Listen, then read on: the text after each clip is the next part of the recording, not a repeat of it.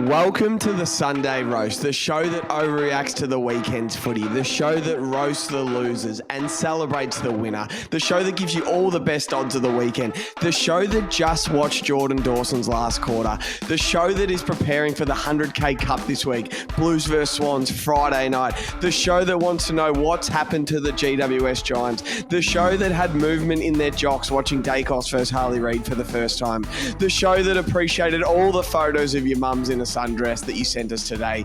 It's the Sunday Roast. As always, joining me, Jev and Dobe. How are you, brother? Jev, what an introduction. I am fantastic. You know, it's always good. It's going to be good on the roast when the Blues win, the Swans win, and Nick Watson kicks a couple of goals, Jev. That is exactly what we want. What a round of footy. We just watched a great game. One more minute and we would have had a winner in that one. Just one more minute. It looked like either Adelaide were going to break out or Brisbane were going to get a turnover and finally hit the scoreboard. But yeah, it's been a pretty interesting round of footy. We're starting to find out a little bit more about each side, aren't we? Yeah, that game was fucking awesome just then. We're recording about 4 minutes after the final siren, so it's fresh in my mind. I wish we were starting there, but we'll go back to the first game. But it is Mother's Day, Das. Happy Mother's Day to you and your mother. What did you do for your mum today? Oh, mum and dad are away. They get back tomorrow. Thank God. But no, happy to have her. But I had to clean up the house. We went out last night. We got home at 3:34, and we're cooking up some food. I went to cook some mac and cheese, and it put pasta all over the floor. And I thought it was funny to go get the vacuum out, vacuum it all up. Then I open up a full thing of Vegeta, vacuum up all the Vegeta, open up Rick's Staminade, vacuum that up. Then I thought it'd be funny to vacuum up 2 litres of milk, Jev, and then I cooked the vacuum. Oh, so you fucked the vacuum. So you getting your mum a new vacuum for? So I had to go buy a new vacuum. It cost me $400. So Dyson. Yeah. Oh. The other vacuum was fine as well. It's 5 months old. Mum's going, why are we getting a new vacuum? I cooked it. So a new vac. Fucking that's hell. it. Cooked it. Did your brother at least put in half? Nah, it was all me. Fucked it. The video's pretty funny though. But Jev, Thursday night, what a game. What a win. So the Blues win by 1 point. They hold on to an all-time Melbourne comeback. You are the Blues man on this show. Talk to me about this game. Yeah, I felt that watching it, it was pretty overwhelming at the start. It was like, oh, fuck, 6 goals to zip. We're all over them. Coming with a game plan, like they weren't bad. We were just executing really well and got in front in our chances. And Wiedering held up unbelievably behind the ball. But as we were saying as we're going through, like this almost, we should have won by 30 points. And we're talking about, wow, Carlton, what a performance, a really good 4-quarter one. But we said straight after the game, there is nothing worse than when you park the bus. And then that is the easiest way you can score against someone else. Vossi's gone, boys, we've got the game won. Let's just defend. Let's sit another one behind the ball. If you're the opposition, you know they're not trying to score anymore. And you're just going. And then as soon as they got their tails wagging, Petrarca took over a game like, fuck. How scary was he when he starts to get rolling? And I was absolutely shitting myself. I had to turn my phone on. I didn't want to see any of your messages. No one's messaging you. I was absolutely shitting myself. But look, just glad to get the 4 points. That's one of those games, if you lose, fuck that. They'll come back at the back end of the year. Like they keep describing one of these games like an 8-point game, especially when you're trying to beat the teams in the finals or potentially make a top 4 spot. So thank fuck that we got away with that win. But for the first 3 quarters, hopefully we don't forget what that was, because that was domination. We absolutely took him to the cleaners in the middle. Sam Walsh was running everywhere. Cripps was awesome again. And yeah, I reckon votes-wise, it's Walsh, Petrarca, Cripps. Probably Petrarca gets a 3, and then you can split the other 2. And I thought Wiedering will be stiff to not get a Brownlow vote in this game, but unfortunately just got outshined by the others. But awesome game, Jev. They always keep it close, don't they? 5 out of the last 8 games have been decided by under a goal. So cracking, it was awesome. Yeah, that game was unbelievable. The Blues jumped at the start. My Melbourne source I may have ran into yesterday, and he said, yeah, first quarter, clearances were similar, contested possessions were similar, but the Melbourne defenders were playing from behind and the Melbourne forwards were playing from behind. So Carlton, in the arcs were just dominating that game, and they put it on the scoreboard. And then I think Melbourne sort of got it right as the game got on, and then just made that comeback to, just ease their way back, edge their way back from an all-time all-time performance from Christian Petrarca. Watching him kick 5 was a fucking pleasure. You were terrified. As a Carlton supporter, I know you were terrified every time they kicked it inside 50 in that last quarter. You're like, he could kick a goal here. And I heard David King on the radio the next morning, Friday morning, sort of saying, if Simon Goodwin can find some more midfielders he trusts, like if he can really start trusting Rivers, if they still had Andrew Brayshaw playing, that's perfect, isn't it? Jack Viney, Clayton Oliver, all this, and they could get Christian Petrarca one out, bare in the square, giving the 50 to himself. He could be anything for the D's. But yeah, the Blues held on. They were just that good in the first half that they did deserve to win, whether it was 1 point, 30 points. They got the job done. I love that take. You've said it for a couple of weeks. It is your best take. Being 5 goals up at three-quarter time is nearly the worst position to be in footy because you shut shop, you go, let's just kill clock, and you just invite pressure and teams. You can tell how much teams train that these days. Every team is actually pretty good at the 2-minute scenario, the 5-minute scenario, where they're just peppering the goals, structure goes out the window, get forward, different opportunities, and they really press up the ground, so it's hard to get out of your 50. So, yeah, Melbourne just had a free roll at trying to win that game, and fuck, they got close. That Harris and Petty miss was at the end of the third quarter or start of the fourth quarter. It was an absolute shocker. And the Blues also kicked the first goal of the fourth quarter. So I can't remember what the margin was. But, yeah, you just did enough, just held on. Cozzy actually had a really good chance in that last quarter that he just didn't score from. Yeah. There was that dangerous tackle decision that could have been given holding the ball, that could have been a scoring chance. So, yeah, they had their chances. It was just an awesome game. It was a great Thursday night game. Blues get it done. I think it's I'd love to know what it was before three-quarter time, but the inside 50s was 61-41. And they would have had like 15, close to 15 plus in that last quarter easy. Like in that last little bit alone. Probably even more. Like they were fucking coming from the clouds. But it's just good to know, at least behind the ball, how much better it is. Like even McGovern, yes, he did get cooked a little bit, but just to have someone a little bit more athletic because he did take his marks. Yeah. Wiedering was awesome. But what I wanted to look at, they have to, as you mentioned, Jev, they have to find a way to play Petrarca forward. I went to look at, I'm like, how tall was Jason Dunstall? He was 188 centimetres. Petrarca's 186. Fucking hell. Imagine if you just had him and Fritsch inside the 50. And Cozzy lurking around. Yeah, Cozzy coming around. Out onto a lead. Petrarca will beat anyone, and he's got great hands above his head. He's not like one of those forwards that has to take it on his chest. And he can wrestle guys. He can come up the ground. He'll beat you back a goal. Or it's almost better if you almost kick it to space in front of him because he's going to be way more damaging. Like if he's gone on a big, tall defender, just kick it to grass. We know how athletic he is, how smart and dangerous he is around goals. He's at breaking tackles, strong legs. He'll turn even the most athletic guys inside out. Like sometimes in the midfield, he gets it one step and he's away. So I definitely think they need to look at that more. He could be a 60-goal-a-year player, easy.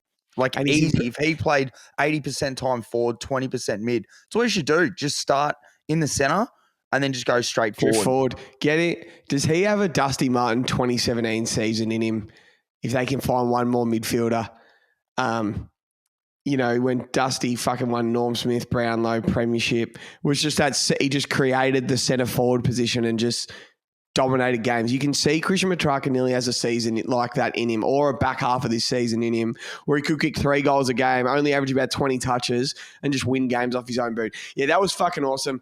Great win from the Blues. If they lost that and you had lost 4 out of your last 5, the Blues callers calling in SEN. It's what I live for. But you got it done. It's all you got to do is win in this league. Yeah, that's all you got to do. Back in the 8. Swans Blues this Friday night. The 100K Cup. We cannot wait. We cannot wait to talk about it on this Tuesday's pod. But we're reviewing the game. So unfortunately, we both forgot to screenshot this game, so we don't have any odds on this one. All I know is Petrarca paid 81-1 to kick 5 he on did? Bet365. Yep. Yeah, cool. That's awesome. And I don't know any other odds. I just want to say a market mover, obviously because the we screenshot the markets for all the big, like the awards, the Brownlow, the Coleman, blah, blah, blah. So Walsh was in at he was at $51 after round 5. I still don't think he'd played a game yet. He's into 15. So he was out as wide. I had him at the start of the year. I put money on him. I got 100 on him at $10. And I don't know why I just didn't put anything else on him at 50-1 because he wasn't playing. Fuck. Idiot. Idiot. He's playing some fucking good football, isn't he? His last 8 games that he's played is just... If you had won, because he was 1 win, 3 losses his first 4, but he was the best player on the ground in all of them. If you had won 3 and lost 1, he could be on 9 Brownlow votes like that, 12 after the weekend. So it'll be, well, there's 4 games. He's probably on 8 to 10 votes. He'll be getting 2s and 3s. So yeah, he's still, if you like him, there's so much footy to be played out. 15 to 1. Guys around the $15 mark are the time to buy. Like Dacos is still, he's coming in hot. And he's into 7 at the moment. Wow, there you go. So he's the hottest player in the AFL. Like his peak has been the best. Right? He's like, on fire, isn't he? Awesome. He's on fire. Next game, Cats versus Port Adelaide. I reckon Ken Hinkley walked in the rooms for the game and just said, these blokes are old as fuck. Run the ball as fast as you can, straight at them. And that is what Port Adelaide did. That firepower in that first quarter was scary from Port Adelaide. They win the game by 6 points. They hold on as well. Das, talk to me. Yeah, very similar to Melbourne and Carlton. 8 goals, 2 to 3 goals, 3 in the first quarter. And they were just coming. So they're obviously coming with the game. 11 goals. Yeah, they're going to come in with a game, or they're gaming with the game plans. Let's put as much speed on the ball as we can. It's obviously a real narrow ground, GMHBA, so they didn't want to almost let Geelong time to set up, because as soon as the ball gets up in the air, it almost feels like they can just swarm from left to right really easy and cover a lot of grass. So as soon as they got it, they're just low on the eyes, go, go, go, handballs. And then you could see how much it did rattle Geelong early. And just wanted to put on, we were talking the other night, Jev, just how like the top 8 to 10 players in the AFL at the moment, it's so cool how different they all are and like what different positions, like Jeremy Cameron does what he does, Butters how he plays, Dacos how he plays. But there's something that I reckon the Port Adelaide players have taken off Rosie and Butters. We always watch his first 1 or 2 steps. He tries to cut really fast and just give himself a bit of separation. Everyone in the team was doing it. McEntee was doing it. Bergman was doing it. Obviously, Rosie does it a lot, but he wasn't playing on the weekend. Every single person was just trying to cut and trying to get another avenue just so they can get an extra second, just so they can put even more speed on the ball. And they just went south to north as fast as they could.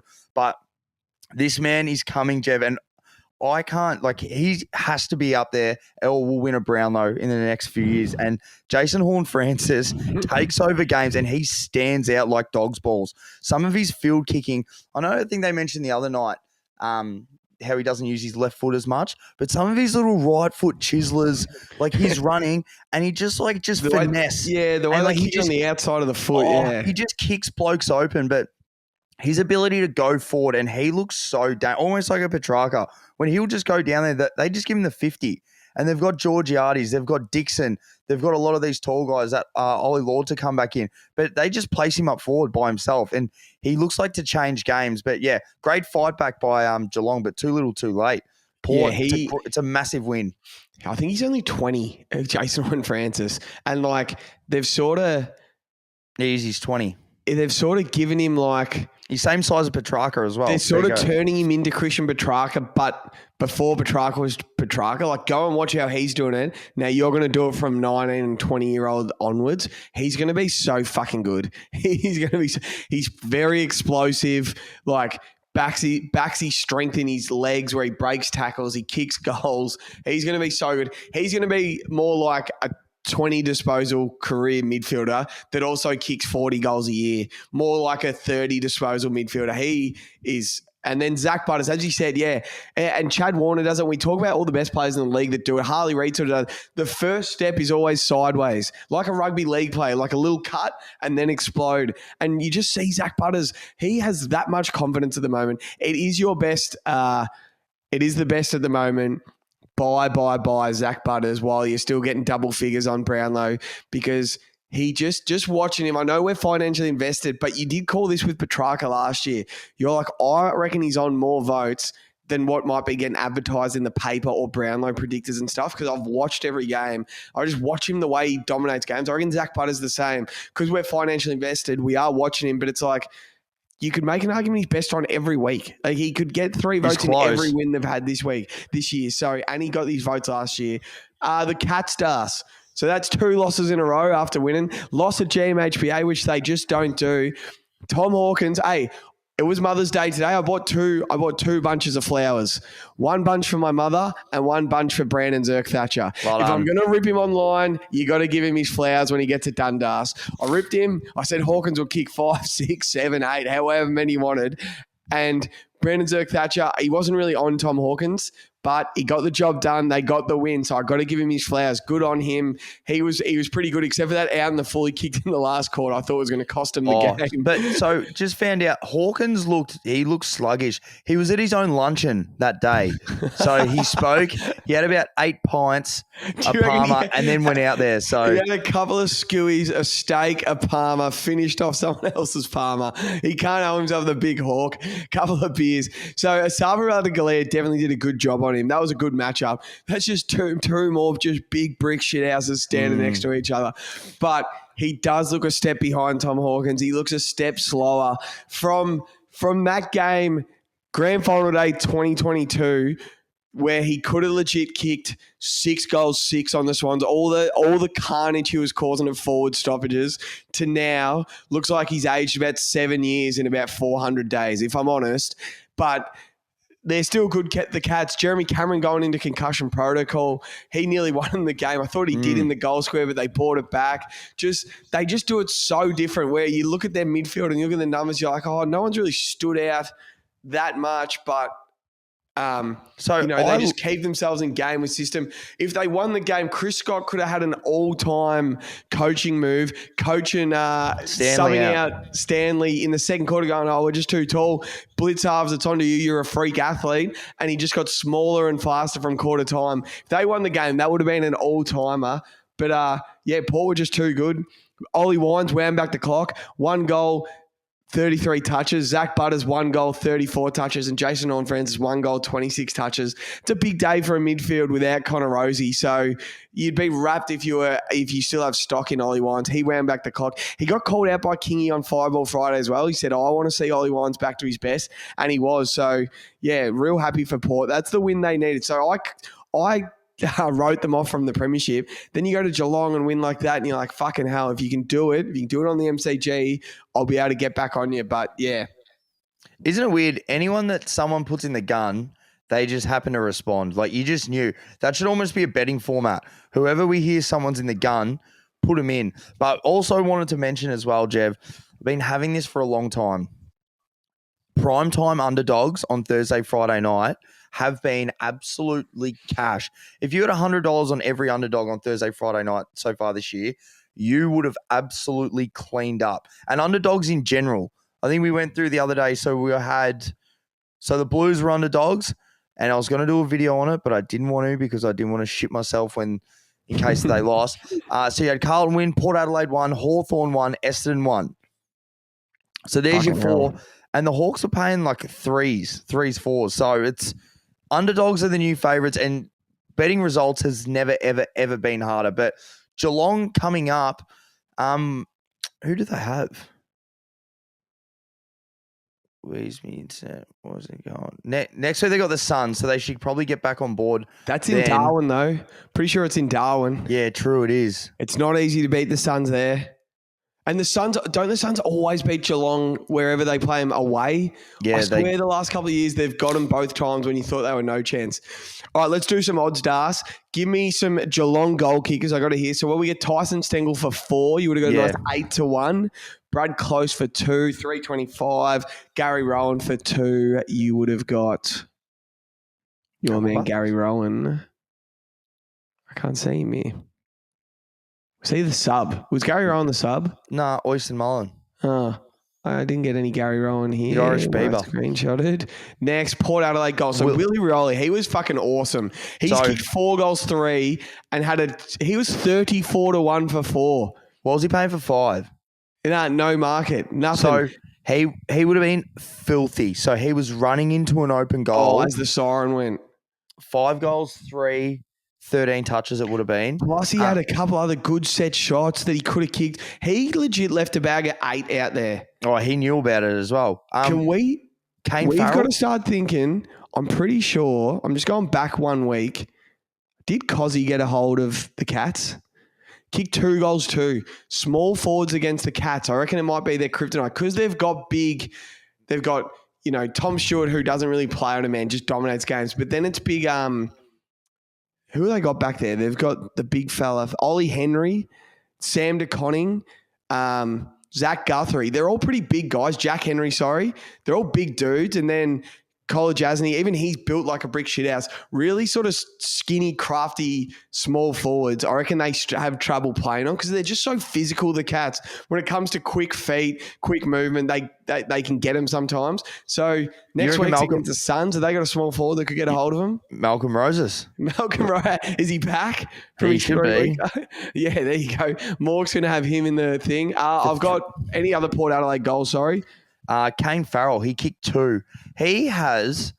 I'm so jealous of it. I'm so jealous. That's like 3 of my kicks. I couldn't even get Kane Farrell for 1 by the looks of it, Das. Yeah. Not on Sportsbet, which is who the hell is Dante Vicente? I've never heard of him. And then all the midfielders kicking 1. So Ollie Wines for 1. What is going on at Sportsbet? They're giving dog shit markets. Ollie Wines was $3.90. You got Horn Francis for 1 was $1.86. Zach Butters was $2.45. If you had that midfield multi, you would have been making some money. Who else? Georgiades 2. That's pretty much it. Not really anything. And then Zach possessions. Guthrie? Could you get Zach Guthrie for 1? Zach Guthrie for 1. Nah, I don't reckon you would have. No, you couldn't. And then we'll go Port Adelaide possession. So what did we have again? We had 34 for Butters. 30's usually just around that $1.85. Wines 33, one back clock, $4.40 would have been nice. Mm-hmm. Willem Drew, he's 25. Such an underrated midfielder. Yeah. Isn't he? He's so underrated. He got $8.50 for 30. What do you get? 27. Fuck. $2.85 for 25. And Horn Francis 25. That would have been really nice because he doesn't usually get around that. $3.15 for 25. So not too bad that game. Not too bad. And now let's get on to the second Friday night game. Oh, Jev. The main event. All right, I'm not going to go hard at Freo at all, Das. That would have been fucking tough to play in. That Cam McCarthy tribute before the game was fucking beautiful. How they're arm in arm, looking at the big screen. Seeing Fife and Piers arm in arm was crying. That would have been extremely hard to play in that game. So nothing hard for Freo. I feel bad for them. It would have been tough to play. And then they actually played all right, Freo. They just kicked.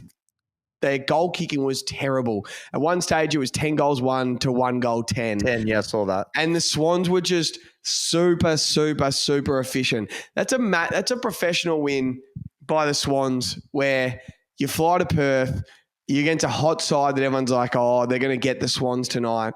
And you just go out and you're 10 goals straight before you kick a point.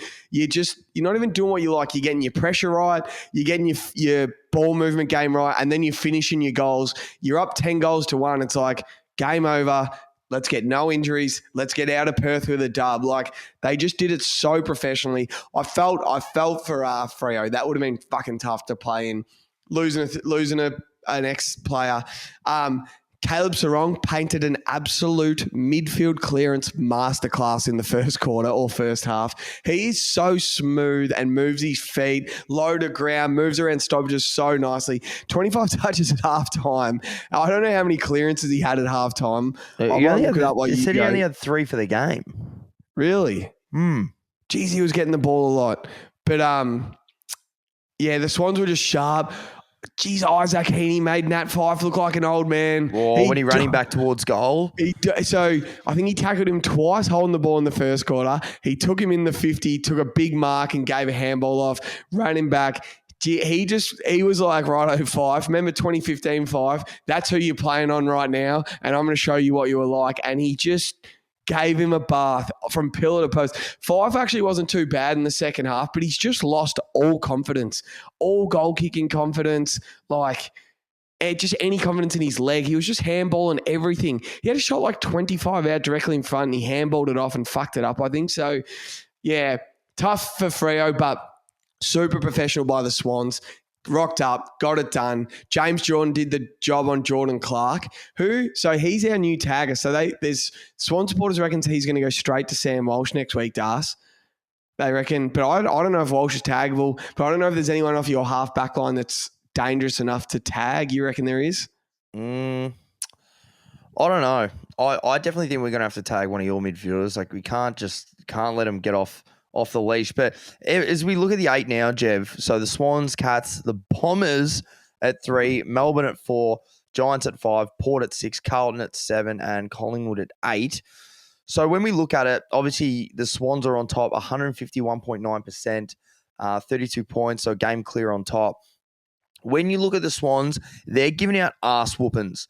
Like, if you take out the mulligan against the Tigers where they just almost just didn't respect him enough and just kept trying to go a one-way plan and the Tigers and Tom Lynch got over the top of his, you guys, like, if you look at almost every other side, there is still so much room for improvement. So I say, like, even Carlton thereabouts, but fuck, we've got so many things to improve. You look at the Swans, you guys are very close to like a finished product. Like, you can see what the game plan is and you're just dominating. Now you guys can just keep working on that and just keep smoothing it over because you're just smashing sides in the midfield, setting up well down back. You got great kickers. You've got so many options up forward when you go to. So it's not like you're just pigeonholing a Marty every time or someone that's down there, Logan McDonald or Papley. Like, you're just feeding it all these little mouths. So there's so many, like, for a coach, if you're looking at that, you're like, who the fuck do we stop? Hang on, we need to get the ball back first. Because as soon as you guys get it with your tackle pressure, as you mentioned, it's not just guys that like Heaney and Warner that are just trying to get the little ones out the back. They're doing the work. Like, they want to hunt and tackle first. So pressure first, and then they go and spread. And you've got so many, as I said, good ball users. Blakey and Ollie Florence having an awesome season, Jev. Yep. So it's just like one in, one out. You get some guy out. You've got apparently like a million guy. You got Parker to come back in, who's dominating again. So he'll eventually get his chance to come back in the side in the next few weeks. You'd think there's always an injury or something, but you guys are looking very scary. But as I did mention, we spoke last night. Sometimes you almost don't want to be winning too much now. It's like, oh, we almost need to drop one or two and just like, you still want to be like winning as many as you can, but you don't want to peak yet. I don't think you guys are, but that's why you almost look at next Friday night. You're like, you're all the chance in the world to smash us, or it's like we could definitely lose the game because that's just how it's being played. Every team, if you rock up, you're that little bit better on the day and you win. So it's awesome time to be watching footy, Jev.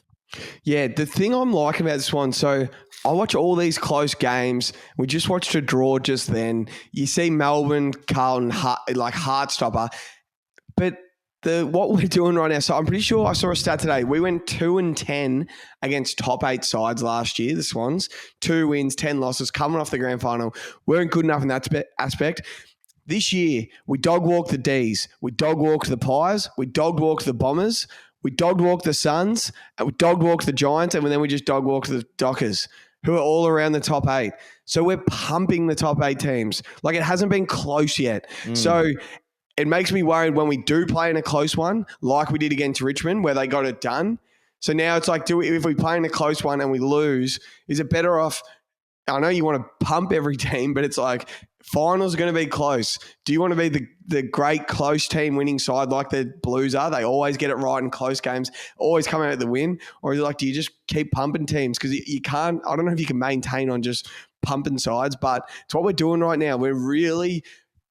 as we say, we score every minute of the clock. We always kick red time goals, and every player on the field can kick a goal, sort of thing. Like Hayward pops up, Amadi, McDonald, McLean. So let's go through some of the goal kickers for the Swans in this game. So we had, I always say, when you bet on the Swans, just bet on more players anytime goal kickers than more multiples. So Hayward 4, Amadi 2, Warner 2, Papley 1, McDonald 1, Florent, Lloyd, McLean 1. So there's 1, 2, 3, 4, 5, 6, 7, 8 different goal kickers again. Heaney kicked when his first game of the year without a goal. Should have kicked one, gave one off.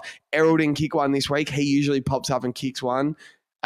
So yeah, we're pretty sharp at the moment. I can't wait to play the Blues because they'll keep it close to the Blues. So I want to see how it happens, how that game plays out. Anything else to say on this game, Das, before we get some stats? Nah, it was just a fucking good game to watch. Or not really. Once you guys opened it up, it was just like, fuck. We were just super sharp. Yeah. Who kicked the first? I think it was Ollie Florent, was it? Logan McDonald kicked the first. Favourite, 11-1. Freo goal kicks. Any money in the Freo goal kicks? They didn't kick it. They only kicked 4 goals. Big Tracy kicked his usual. Jeremy Sharp kicking 2. He kicked 2 in a minute. It was actually pretty cool to see. He was 13-1 for 2. That would have been nice little... He's an athlete. Multiple Swans goal kickers. So we had Will Hayward for 2 weeks in a row kicking 4. He was still 14-1 for 4. 46 for 1 for 5 still, and he kicked 4 goals, 1. He had his chance to kick 5. 14 to 1 for 4. He kicked about 3 from the goal square. Amadi for 2 wouldn't have been too much. 295, pretty nice multi-filler. Chad Warner for 2. I actually had a little dabble at this. I had him for 2, 3, and 4. He had 2 at halftime, $3.75. Then he was 11.50 and 34 for 3 and 4, but he didn't get there. Papley 1, Logan 1, Florent for 1. I think you could get him. No, you couldn't get Ollie Florent, which hurts. Anyone else? Jake Lloyd for 1 you wouldn't have been able to get, so that was good. Possessions, what did Sarong end up with? 34. So he'd be like $1.70 for fucking He's only $1.57 for 30. Jeremy Sharp, 2 goals, 25 touches on the wing. It's a good game. 25. Could get him for $6 for 25 does. That could be a look. He runs hard, that guy. He does 25 400s on the 2 minute in his off seasons. That's one of his off seasons. 25 400s on the 2 minutes. So it would take him about 1:10 to do one, 50 seconds to do it again. That's 10K. So he just runs up and down that wing all day. They're starting to use him more. He was the one in the last quarter. He kicked 2 goals in 2 minutes the start of the last quarter because he still got it in his legs. He's that hard-running midfield that's getting forward and getting back. So I'm going to keep an eye out for him. I don't know what his stats are before that game, but he was good. Luke Ryan, another 25. He's $2.18, and then Swans touches. Wasn't much. Ollie Florent, 25. And then Heaney for 25. What's Heaney? 4 to 1, Ollie Florent for 25. He's usually about a 20 possession player. His family was fucking awesome again. Nick Blakey was awesome again. He plays like a key defender who's too quick, super courageous. I'm telling you, he has the All-Australian halfback locked. I don't know. He got a hit in the head, so I don't know if he'll play this week, which if you're a Blues supporter, you will be licking your lips that he's not playing because it happened late in the game. He went down to the room, but I haven't heard if he has entered concussion protocol or he was fine. They just didn't bring him back on. I definitely haven't read anything on it, so we'll see.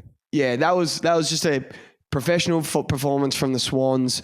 They were just super. They left the Dockers shocked a bit, hard going in, and then at halftime when it was 9 goals to 1, they were just shell shocked. They would have built themselves up.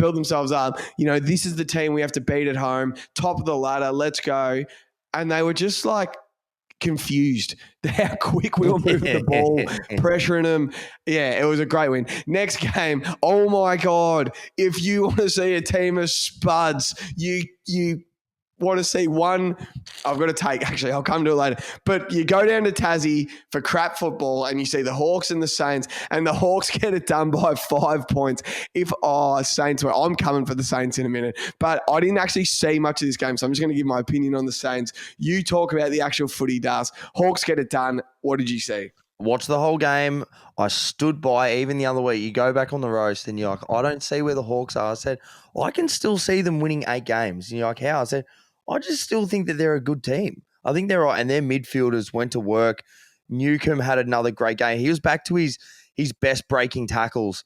Like he was running almost like Chad Warner always does. He's going and even looking over his shoulder, like wanting to know how much time he's got, so whether he can run, go take a bounce. Jarman Impey Jev is having a a very good season as a veteran player. He's been awesome for them down back, being able to move the ball really well. Now, this is true. This is a thing we spoke about. Surely not one player can change a team. And no, I'm not talking about Nick Watson. We will in a minute. But it is the Will Day effect, Jev. He has come in and he's made them so much better. He's that extra bit of class. He's cut from the mold like a Bontempelli. That's how he moves. He doesn't hit the scoreboard as much, but even younger when Bont was just playing a little bit more, just those midfield minutes, that's how he moves at a stoppage. And yeah, I just want to say, the Wiz Nick Watson should have had 3 or 4. I only had the 2 on the game. I love the confidence in him. He marked it from 50 and they're like, oh, he won't make the distance from me. He just goes back, played on. That was a good goal. Got another little Joe Lagoose out the back. That's how I used to kick him. So he missed a tackle, but made a turnover. He went cheating out the back. Beautiful. Just run to the open square and absolutely pump it through, young fella. I did find it funny. He got a mark up on 3/4 time up on the wing, and Cal Wilkie pushed him in the back. Siren went, gave him a 50, gave Cal Wilkie 3 taps on the arse, the All-Australian. Thanks for that one, pal. Went back and missed it, but he was thereabouts. So I thought Nick Watson played a lot better. They'll do his confidence all the world of good. But I just want to mention, Jev, Carl Amon, we put it up on the story. That was one of the best kicks I've ever seen. He just moved the defenders with his eyes, looked out left, was still looking there, and then just kicked it across his body. And then they went end to end and kicked a goal, went down to Jarman Impey. Jarman Impey kicked this unbelievable through ball straight to Luke Bruce that just came on as the sub. They just held on. This is more than a 5-point win. I reckon this felt like a 3-4 goal win. But obviously, yeah, the Saints just came back at the end. They knew they put their foot down, but they're in trouble, Jev. Jimmy Webster doesn't scare me down back. When you're going through, you just look at all their names, Jev, and when they're losing, geez, they look average. Liam Henry, I think he thought he was still injured. I think he thought he was still. He only had the 4 touches. He did not have an impact. Oh, Jev, I would hate to be a St Kilda supporter right now. And the Hawks fans, well done. You guys are going to be tough to beat. What are the Saints, Das? I had 2 St Kilda supporters come up to me last night and they said, I want you to say on the roast that we are only going to win 1 premiership in 100 years. So they won in 1966. So they have to win 1 between now and 2066. If I set the line from now to 2066 at 0.5 premierships, would you take the over or the under, Das? Oh, the under. Yeah, you do not think they are winning flag. I don't know if you saw the Sunday fixture. I didn't see a heap of this game, but just them losing, I don't know why I got sucked in to them making the finals this year.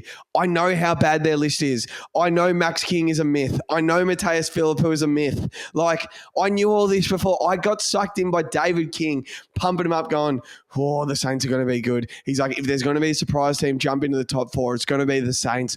Just Ross. He's just got the keys to a Ferrari. And we knew the list is just not that good. It's guys like Mitch Owens, and they're missing Jack Higgins, a little tip right, but if you're a Saints supporter, you're just going to be, I know they've got a bottom 3 defense, bottom 3 midfield. It's just horrible. Will Day gives him a bath. It's his 4th game of the season. He just tortures them. Just speaking of Will Day, Das, if he doesn't have to have off-season surgery this year, this is a take for 7 months from now.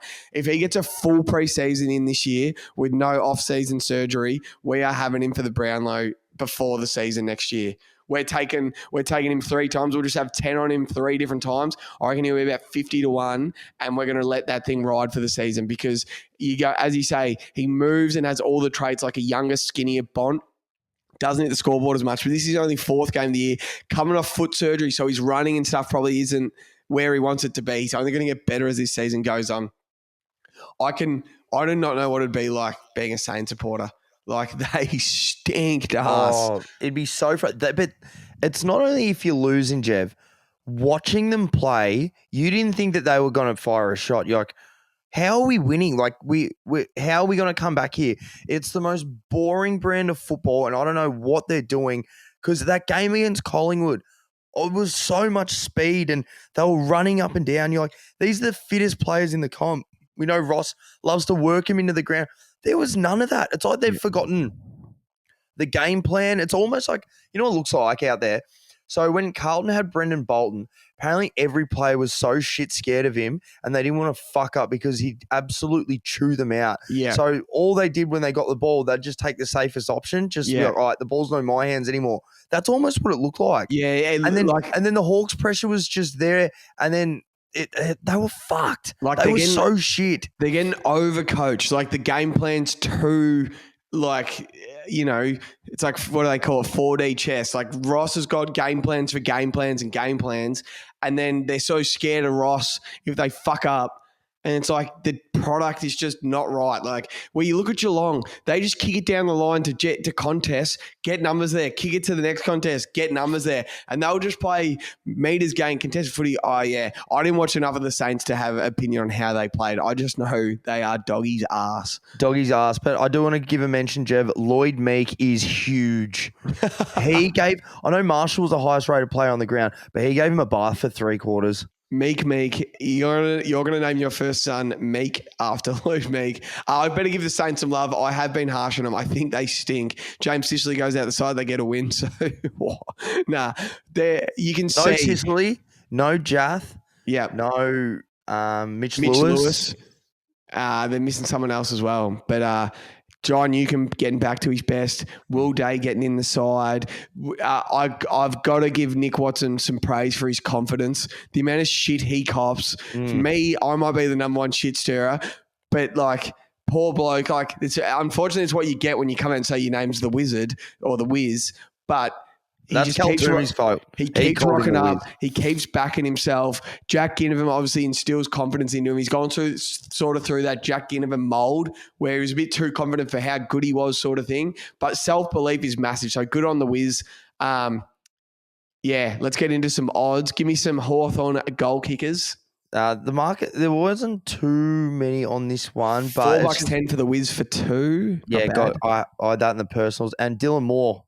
He is a footballer. He had one of the best 2-goal, 14 disposal touches games. Yeah, he's an absolute. He was $2.50 for 2.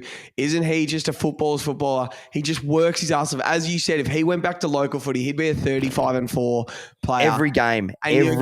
We're watching how fit he is right now at round 9. He had glandular fever the whole preseason, so he didn't really start his preseason until like round 1.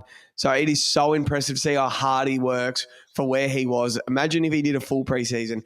He's a star. Any other goal kickers for the Hawks? Not really. No, there was honestly fuck all for the game. Saints goal kickers, nothing. All right, disposals for the Hawks.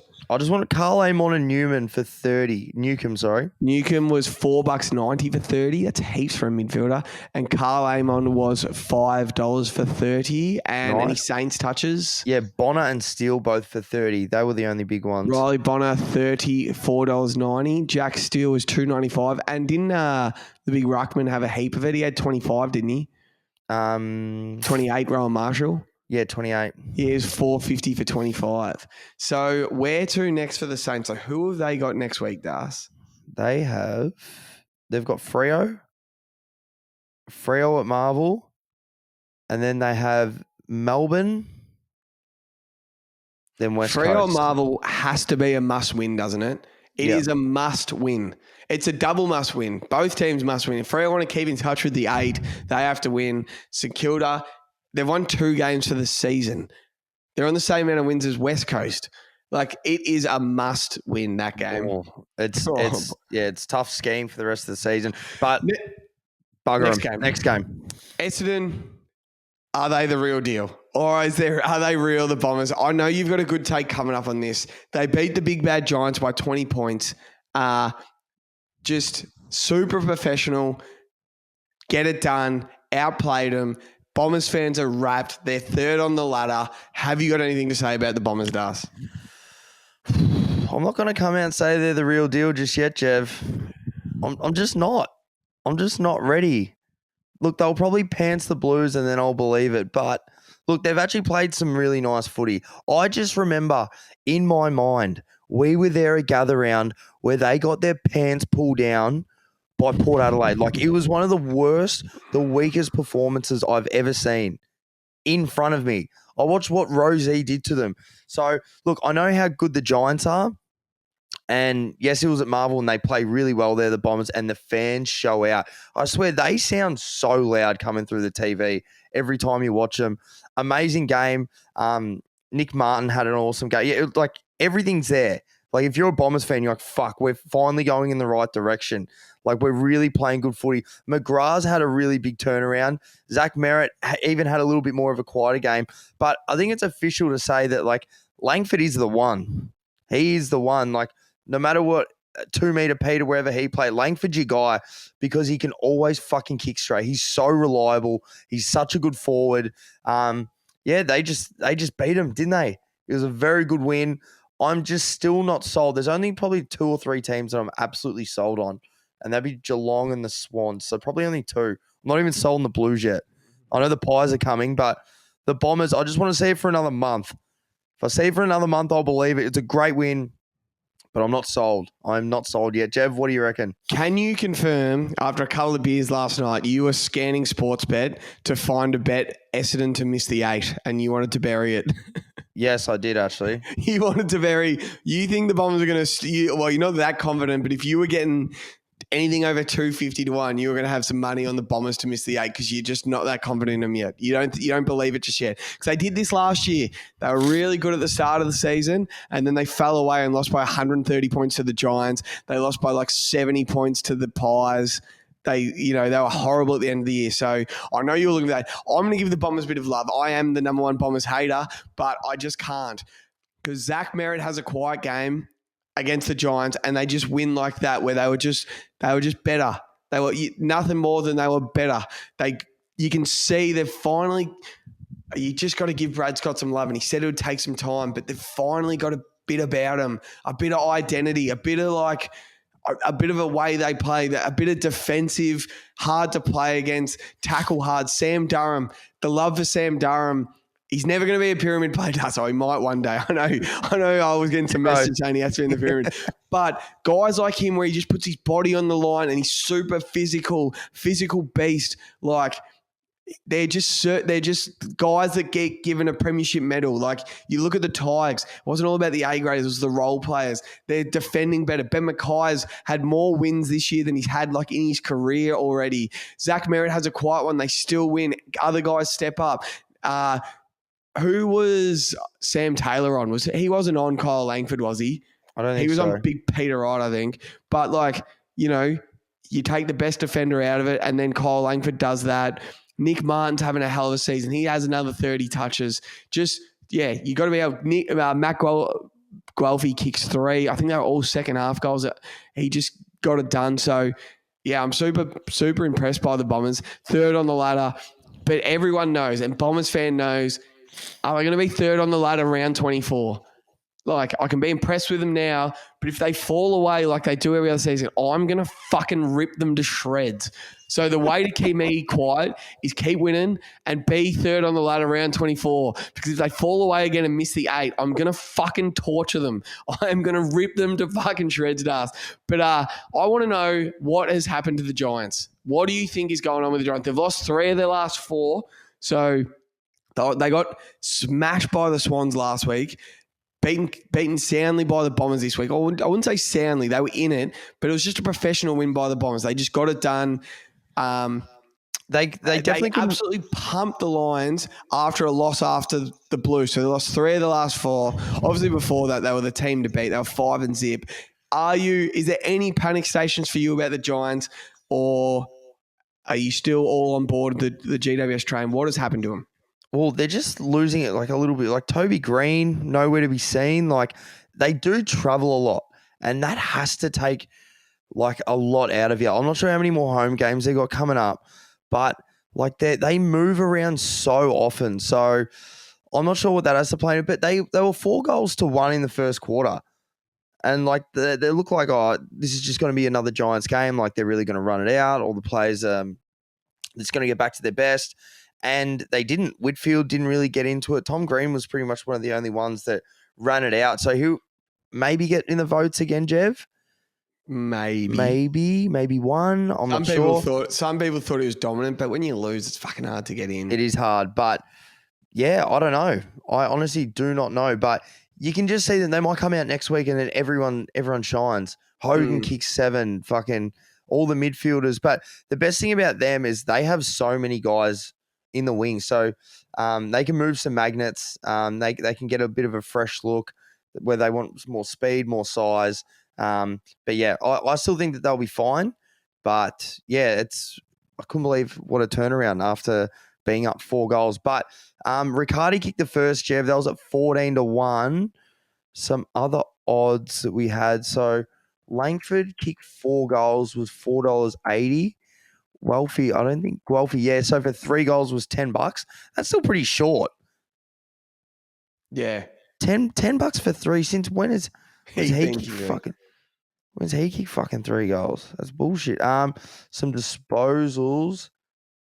Who do we have? So we had Tom Green had 30, Jev, $1.87. How's this? So we all basically, this is when we're watching our local footy club play. We're all sort of having a look around on Sportsbet, the boys, as we do. We all watched Tom Green basically snap his ankle last week. They're like, how is he playing? He snapped his fucking ankle. That would have hurt like fuck. They set his line at 29 and a half disposals on Sportsbet. We're all just like, is that the best under bet in history? It's like, let's gobble up the under. So I didn't have much on it, but I had a little look at the under.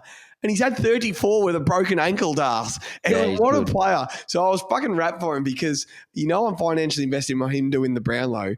And then I'm like, well, I'm betting on his under. What am I doing? Then he has 34. So it's good for the Brownlow future, but it's bad for me pocket right now. Hopefully he sneaks in for one vote. I'm going to give you the Giants' upcoming schedule, and it just does. Not saying it doesn't get easier, but it's fucking tough. So they've got the Dogs at home. Yep. This Saturday. So that's always a good game. Giants Dogs. Yep. Ever since the prelim, the Giants have made it their rivalry. I really love it. So what do they call that rivalry again? The Battle of the. They call it something. I can't remember. The Western anything. So there's that game. Then they have to go to GMHBA and play the Cats. Mm-hmm. Jeremy Cameron off a spell against his old side because he's not playing this week. Yep. That's not easy. Then they've got to go to Tassie and play the Hawks. So if you play in Sydney, fly to Geelong. Do you fly home to Sydney to fly to Tassie to fly home to Sydney? Then you get Port Adelaide in Sydney. You're right.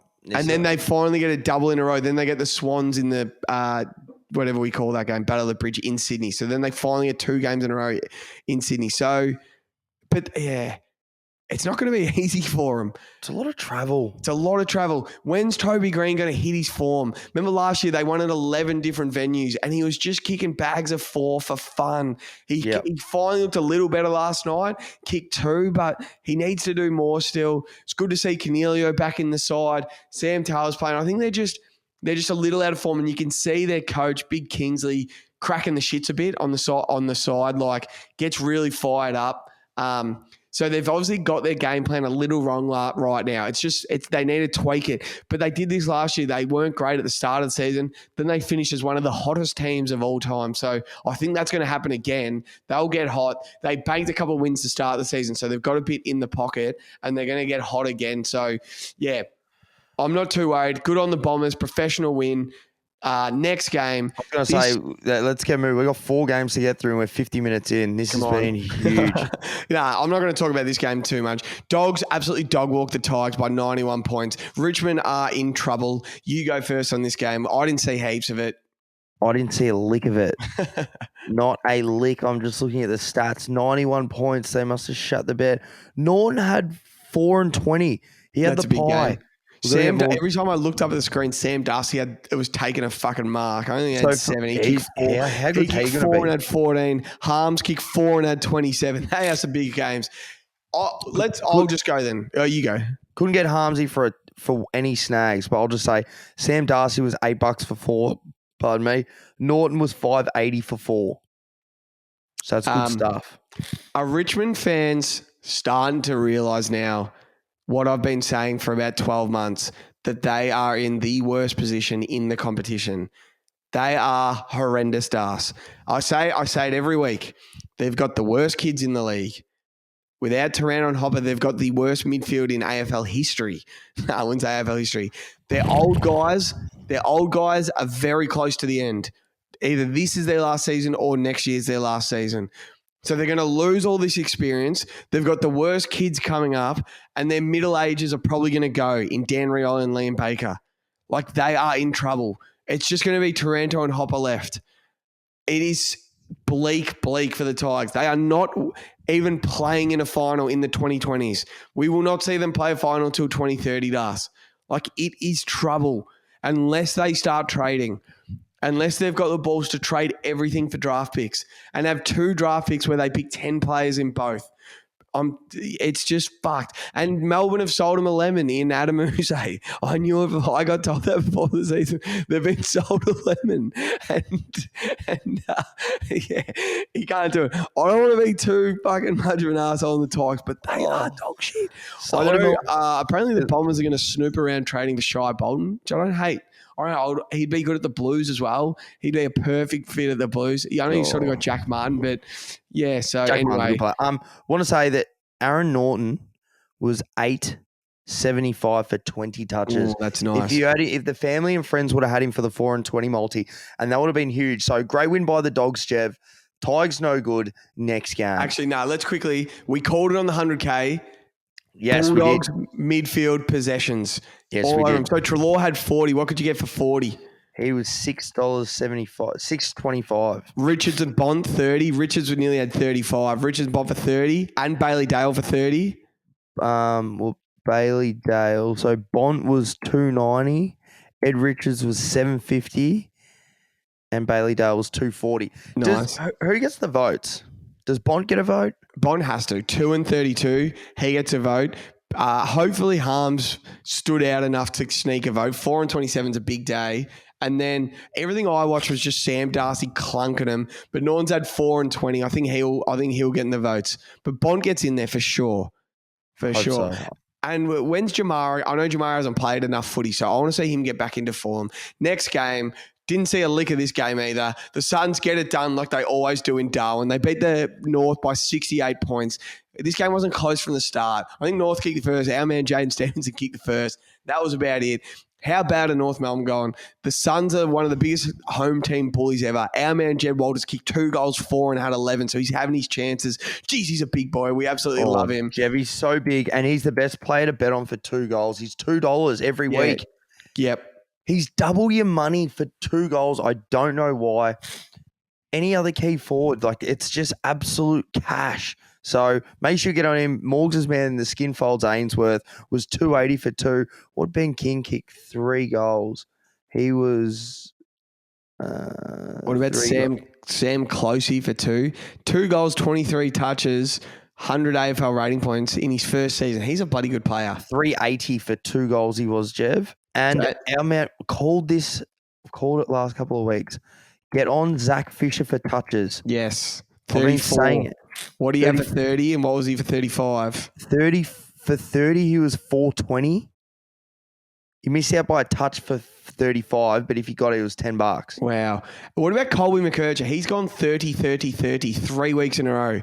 That's bloody impressive from a rookie. I know. He's into 280 for 30. Yep. McKercher. And then LDU had that he's 35. Did Anderson only had 22. So we're not gonna pump up the Suns too much because Geelong come to Darwin this week. We will give them all the flowers and love in the world when they beat Geelong in Darwin this week. Yeah. And then they have to win on the road as well for us to give them a lot of love. I do like the Suns. I like their list. I like what Dimmer's doing up there. He's trying to find the competitors. I like these young guys they're blooding. I love that Jake Rogers kid. I love Jed Walter. So it's coming for the Suns. Matt Rao, he was a bit quiet. Noah Anderson, they were a couple of multi-killers. Usually they're cash for 25 and 20. So North are in so much trouble. I don't see them winning when they're winning. I don't see them winning a game this year. I reckon they're better than the Tigers. When's that game? The Bombers this week, Marvel Stadium, could beat them by 100 points. It depends if they get lynched, but if Tigers get lynched back, Tigers win a couple more games. Sunday, 110, Bombers, Marvel Stadium North. That's 100K gold mine, Dove. This is how we're going to win 100K. He's taking guys like Zach Merritt to kick 2 against North. Did it last year. They've got, Bombers, Port Adelaide, they're not beaten. Eagles over to Optus Stadium isn't an easy beat at the moment. Collingwood, Melbourne. I don't know when they're playing the Tigers, but they are not winning in the next 5. They are awful, and they're going to ask for another priority pick. Jev, I'm going to double down. Maybe this is the underdog that we needed. North Melbourne, $11 to beat the Bombers. If you'll be in trouble if you say that. Right, next game, Pies handle business. They did this bloody easy against the Eagles, especially once Jeremy McGovern went off. The kid, Nick Dacos, was just unbelievable. They win by 66 points. It was very easy going for the Pies. They look like they're suited to playing under the lid, the Pies. They're just so overwhelming. They don't play there often. Yeah, they're so overwhelming there. Their pressure, their defensive structure. There was some parts of this game they'd be behind a West Coast player trying to kick from half back, and they'd show the full ground what they're looking at ahead, and you'd just see black and white jumpers the whole way up the ground in like lines in this zone, and you're like, do not kick into that zone sort of thing. So they were too good. Nick Dacos had 1 goal, 36 touches, 3 Brownlow votes. He's getting going, Dust. He is getting going. Jack Crisp was really good, 32 touches and a goal. Josh Dacos a goal, 28. How did our man Harley Reid go? He didn't play very well, did he? He was all right. He took a 17 touches. nice mark. Can we say, well, Nick Dacos is coming up that pyramid ladder. Where'd I have him, mate? In third row. Like he's coming like a bullet. He is. He is. You and me nearly had him out of the pyramid. We were having discussions about having him out. And then his last 3 weeks, I think he's gone 3-3-3. I don't think he's getting 3 Anzac Day. I thought Zach Merritt was best on Anzac Day. And then since that game, I reckon he's gone. Jev, his last 2 games have been fucking phenomenal. So he's gone 3 West Coast, 3 against the Blues, 1 or 2 against the Bombers. And did he get any? Was he good against Port Adelaide when they smashed him? He had 30 and a point, maybe. But the Brownlow has started. Oh, he's coming. We said he was at $15 the other week. I know. And that's when you get the players come in and out. So if you like your players, don't be an idiot like me. I should have doubled down on Sam Walsh at $50. But buy them as they fluctuate because there's still so much of the season to go. Yeah, Heaney's in at $4 at the moment, but he might have a rough patch for 8 weeks and Nick Dacos just comes through. So I think Isaac might get another 2 or 3 on the weekend. Oh, I think he definitely gets 2. He's pretty good. Nick Dacos for a goal, Jev, as a midfielder, he goes in and happens to kick a lot. So he was at $1.27 for an anytime snag. Yeah. We want to put this on the menu. I just want to have a quick look. What did he have? So he missed this week. Our man, Jev, Big Tom Barras. Oh, he's awesome. He had 18 touches. Oh. So he had 20, 20, then 18. For 20 touches, what did he pay this week? He paid $370. So he only just missed out. Because they get scored against so much, Jev. He just gets the ball. Yeah. Or he gets the first kick out, and he's still a really good intercept. So 18 disposals this week. We're going to have him for 20 next week. Not in the multi, but in the personals. We'll talk about it. I look at the Pies now. I watched them play the Bombers really well. Or they didn't for the first fucking quarter, but then they played really well. Played really well against us. Still got some pieces to come back in. Like, they're back. They're definitely, like, back in action. Like, I look at them and I'm like, yep, they're premiership contenders. 100%. I want to say they can't win it, but it'll come back to bite me because the Pies fans. I see them I see them as being like, I look at them like they're a premiership contender. I don't see the Bombers. I'm like, nah, this won't pay. But that's just what I see. So I'm still not sure about Melbourne, like the Giant, but I see Collingwood the way they play. I'm like, yep, they're going to push deep this year. They just look so good when they play. We could get Reef McInnes for 3, was $3.20. Bobby Hill for 2. He's such a good footballer, $1.78. Reef McInnes, I can't get here by the looks of things. That Richards kid on debut, he was great. Joe Richards, $1.40 for 1. Then both Dacos brothers. Josh Dacos was $2.45 for 1. Nick was $1.30. And Jack Crisp, who was really good, was $2.85. And then disposals.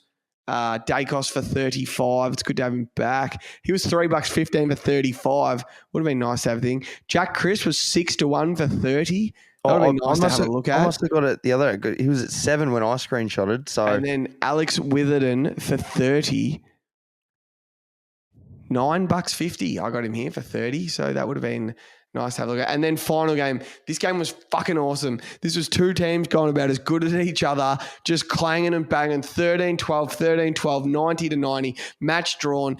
You talk about the game first because I want to talk about Jordan Dawson's last quarter. Yep. So sometimes when you watch like some games, you're like, it's been a bit of an average game. Like, this is a really good game. I felt the skill was there. There's something about Jev. It's captured our heart, Adelaide Oval. Being there at the cricket, being there at Gather Round, I just think aesthetically watching it on TV, I just think it's awesome. when they kick towards the hillside and the crowd going, I love watching footy at Adelaide Oval. And I thought both teams really brought their best tonight.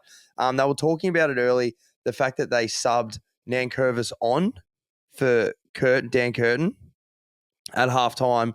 And then you had, was it Max Worrell? Was it Worrell that went out with his wrist? Yeah. 3 minutes into the fucking... Michael Aney, wasn't it? That was Michael Aney that broke his wrist. Yeah, I think so. Yeah, like 3 minutes into the third quarter. It's like, fuck, now we're down a player. Yeah. But Brisbane's last little bit, they kicked 3 or 4 in a row.